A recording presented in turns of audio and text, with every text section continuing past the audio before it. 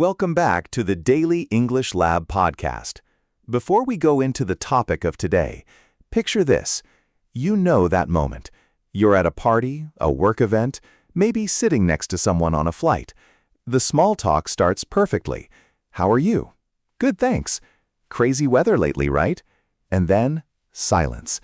That awkward, suffocating silence where both of you are smiling but secretly hoping someone else walks over. Sound familiar?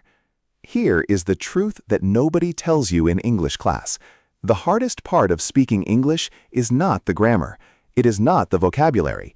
It is knowing how to move a conversation forward, from surface level to something real. And if you have ever felt stuck in that loop of shallow exchanges, repeating the same 5 phrases with zero connection, today's video is going to change that for you. By the end of this episode, you are going to have specific phrases, real strategies, and a whole new mindset for turning ordinary small talk into genuine, memorable conversations. Not robotic scripts, not textbook dialogues, real human connection in English. If you are new here, this channel is your go-to space for practical, real-world English. We do not do boring grammar drills here. We focus on the kind of English that actually helps you connect, communicate, and feel confident in real-life situations. If that sounds like what you need, make sure you hit that subscribe button right now so you never miss an episode. Today, we are diving into something I call the small talk gap, that invisible wall between surface-level conversation and real, meaningful connection. And trust me, this gap trips up even advanced English speakers. So whether you are intermediate or advanced, this episode is packed with value for you. Here is what we are covering today. First, we are going to talk about why small talk feels like a trap and what's actually happening when conversations stall. Second, I'm going to give you what I call bridge phrases, the exact words you need to move from shallow to deep. Third, we are going to talk about the art of the good question, because not all questions are created equal. Fourth, we'll cover how to share yourself without oversharing, which is something a lot of learners struggle with. And fifth, I'm going to show you how to read the room and know when someone is ready to go deeper with you. This is going to be full, rich episode, so grab a coffee, get comfortable, and let us get into it. And before we do, I want to ask you something. Drop a comment right now and tell me, what is your biggest challenge with small talk in English? Is it running out of things to say? Is it the fear of saying something weird or awkward? Tell me below. I read every single comment, and I would love to know where you are starting from today. Let us talk about why small talk feels like a trap. Because here's the thing. Most people think the problem is that they do not know enough English, but that's almost never the real issue. The real issue is that we are taught small talk as a destination, not a starting point. Think about it. In school or in textbooks, you learned how to greet people. How are you? I'm fine, thank you. What do you do? Where are you from? And those phrases are useful, but nobody taught you what comes next. Nobody showed you the bridge. And so you get to that conversation, you say your 3 textbook lines, and then you freeze. Because in your head you think, I said all the right things, so why is this not working? Here's a surprising fact for you. Research in social psychology shows that what people remember most about a conversation is not what was said, but how it made them feel. You could have a technically perfect English conversation and leave someone feeling nothing. Or you could stumble through a few sentences and leave someone thinking, wow, that person was fascinating. Connection is not about perfection. It is about movement. The movement from one idea to the next, from facts to feelings, from information to experience. So what actually causes conversations to stall?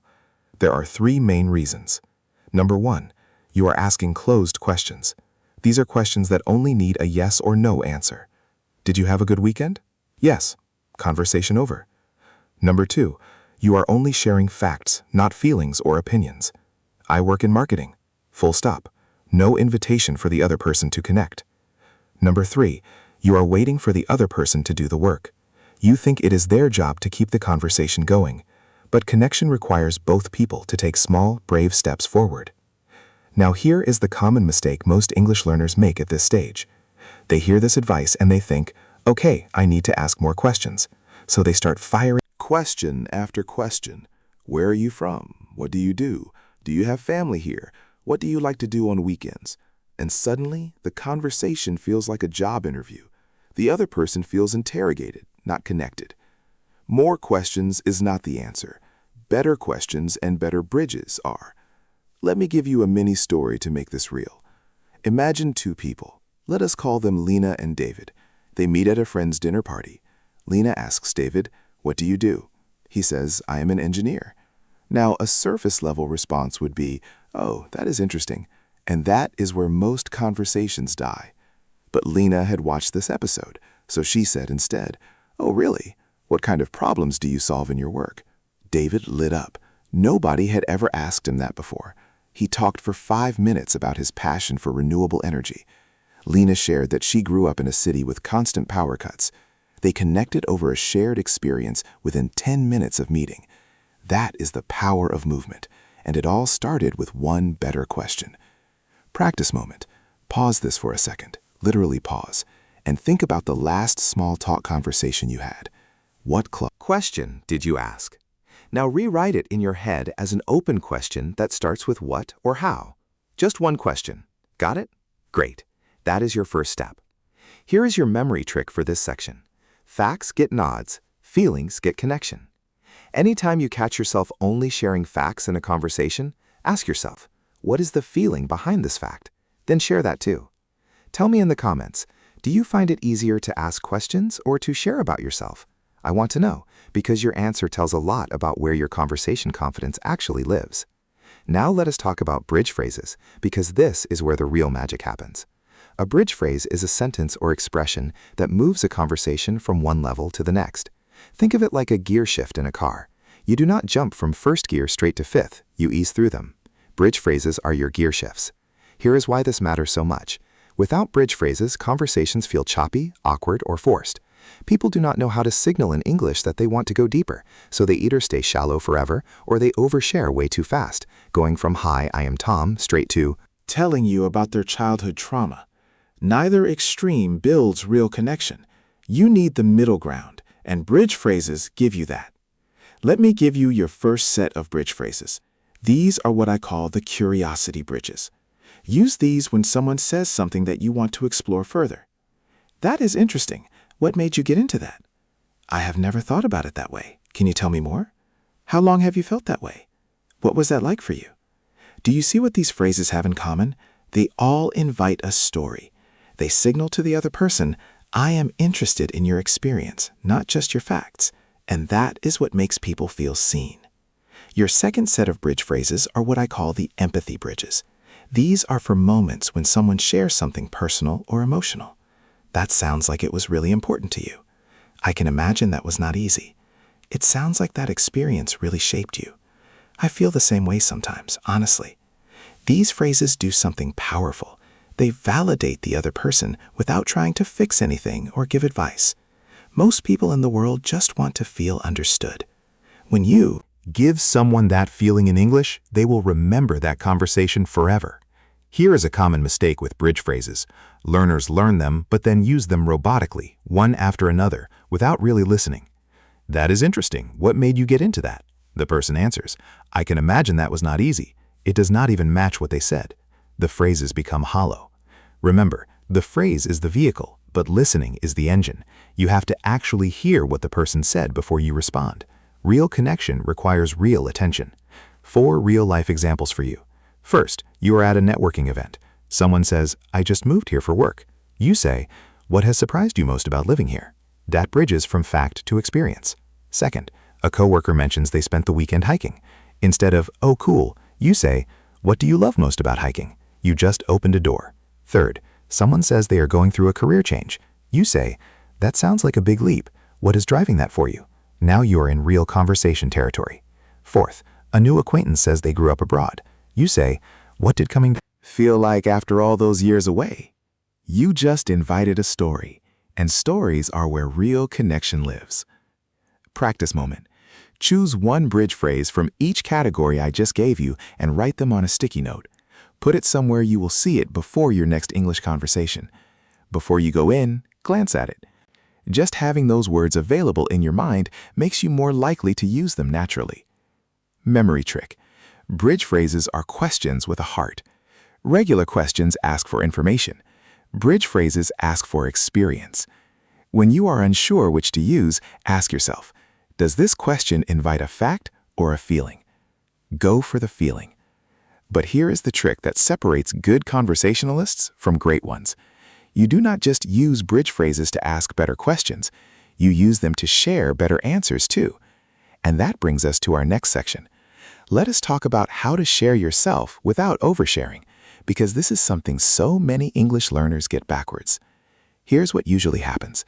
You are in a conversation, someone asks you something, and you either give a one-word answer that shuts everything down, or you suddenly feel so comfortable that You say too much, and you can see the other person's eyes glazing over.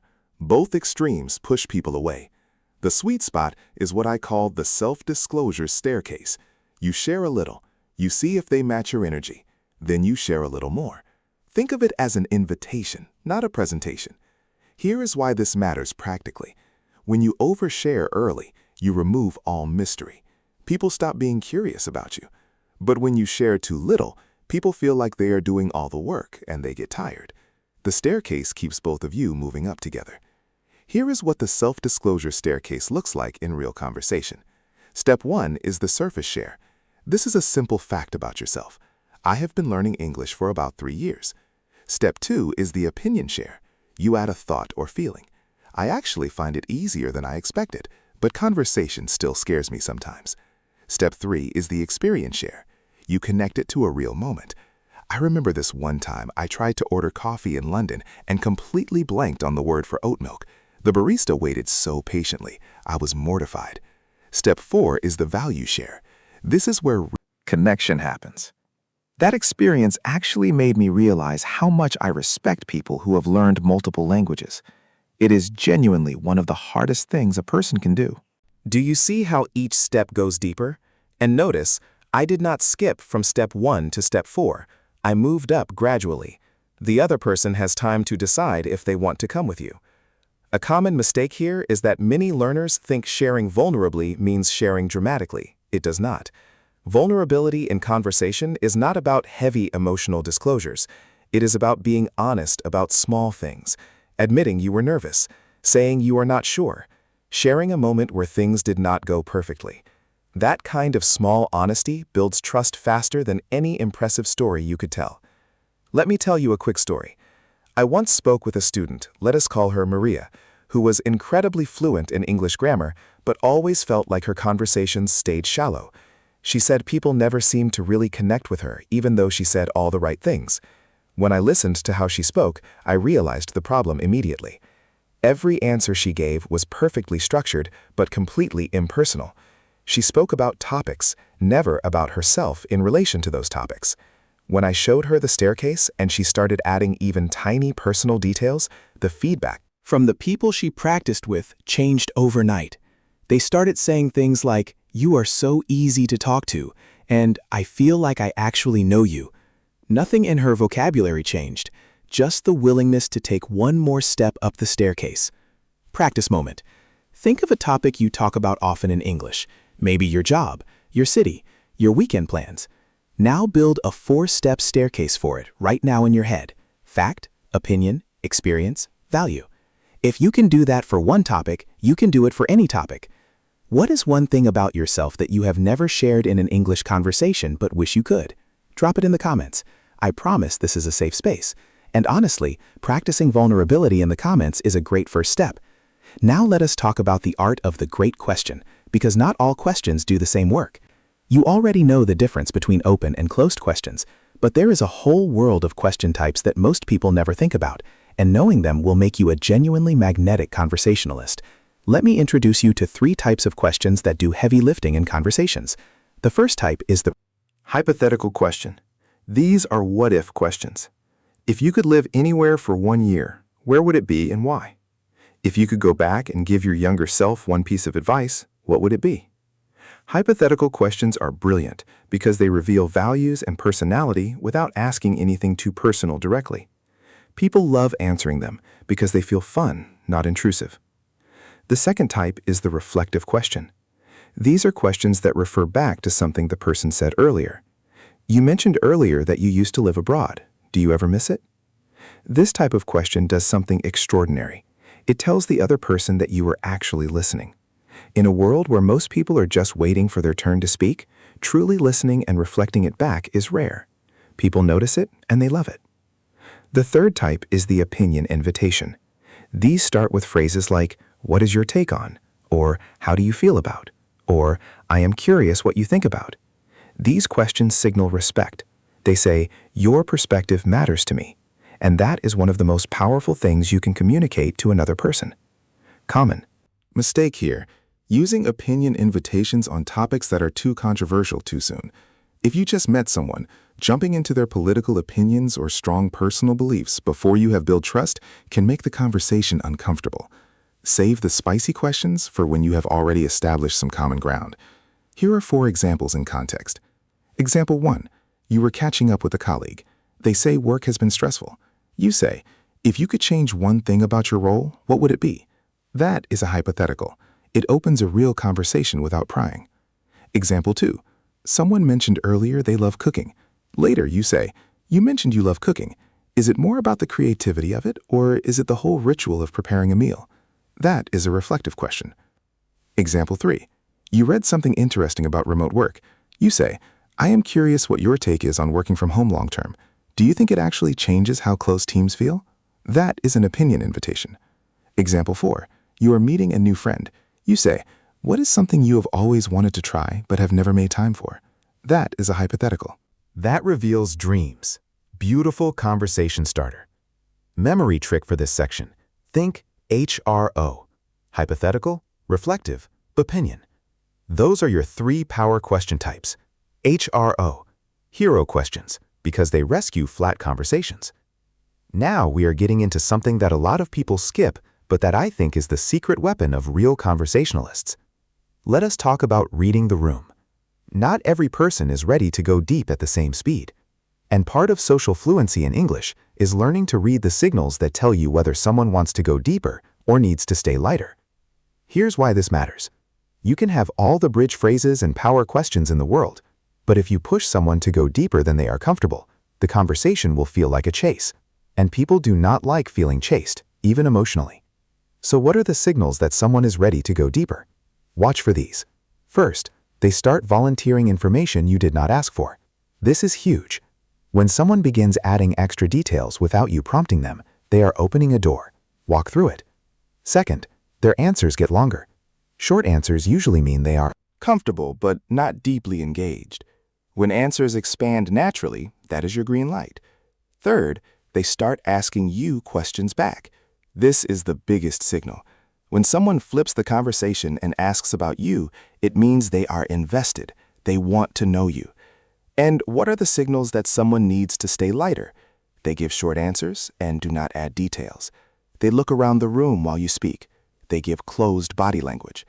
They respond to your questions with quick deflections like, "Oh, you know, the usual." These are not failures. These are just people who need a lighter connection right now. And that is perfectly okay. Not every conversation is meant to go deep. Sometimes light, warm, pleasant small talk is exactly what the moment calls for. Here is a common mistake: treating every signal as personal rejection. If someone gives short answers, many learners think, "They do not like me. My English is bad. I said something wrong." Usually, none of that is true. People are distracted, tired, anxious, or just private. Your job is not to force depth. Your job is to create the conditions for it and see what grows. Mini story. I have a friend who is one of the Best conversationalists I know, and I once asked her what her secret was. She said something I have never forgotten. She said, "I always try to give people more room than I think they need." What she meant was this: she never pushes. She creates space. She puts something out there, and she waits to see what comes back. If nothing comes back, she does not press. She just keeps the space open. That level of patience and that level of comfort with silence is something I encourage you to build. Let us do a quick deep dive into the 3 most common mistakes people make when trying to move past small talk, because these are the ones I see most often. Mistake number 1, asking too many questions in a row without sharing anything yourself. This makes the other person feel like they are being interviewed. The fix is simple. After every 1 or 2 questions, share something about yourself in response to what they said. Make it reciprocal. Make it feel like a tennis match, not a quiz show. Mistake number 2. Using filler phrases that sound like you are listening but actually shut conversations down. Phrases like, "That is nice," "Oh wow," "Yeah, for sure," said without any follow-up, signal That you heard them but you are not really there. The fix, after your acknowledgement, add a question or a share. That is really interesting. I have actually been thinking about that lately because, see how that keeps the flow alive? Mistake number 3, being afraid of silence. A lot of English learners feel so anxious about pauses that they fill them with random comments or they change the subject at the first moment of quiet. But silence in a good conversation is not dead air, it is thinking air. It means both people are processing something real. Let the pause breathe. Count to 3 silently. Often, the most meaningful things get said right after a pause. Here is your quick recap before we close out today. Number 1. Small talk is a starting point, not a destination. Your job is to move it forward with intention. Number 2. Bridge phrases are your gear shifts. Use them to move from facts to feelings, from information to experience. Number 3. Share yourself using the self-disclosure staircase. Fact, opinion, experience, value. Move up gradually and let the other person come with you. Number 4. Use hero questions. Hypothetical, reflective, and opinion questions do the heavy lifting in conversations. Number 5. Read the room. Create space, watch the signals, and trust the pace of each unique conversation. You have covered a lot of ground today, and I want you to feel genuinely proud of that. Committing to getting better at this kind of social fluency is not a small thing. Most people walk through their whole lives stuck in the same shallow loops. You chose to do something different today. That matters. Here is your challenge before the next episode. This week, try just one thing from today. Pick one bridge phrase, use it in one real English conversation, and then come back here and tell me what happened. Seriously, drop it in the comments. Those little experiment updates are some of my favorite things to read. If this episode gave you something useful, hit that like button. It genuinely helps this podcast reach more people who need exactly this kind of content. And if you are not subscribed yet, what are you waiting for? Hit subscribe and turn on the bell so you never miss an episode of Daily English Lab Podcast. In our next episode, we are going deep on something that even advanced English speakers struggle with: how to handle disagreements. Trust me, that one is going to be a game changer. You do not want to miss it. Until next time, remember this: fluency is not about finding the perfect words. It is about building the perfect bridge. Keep showing up, keep practicing, and I will see you in the next episode.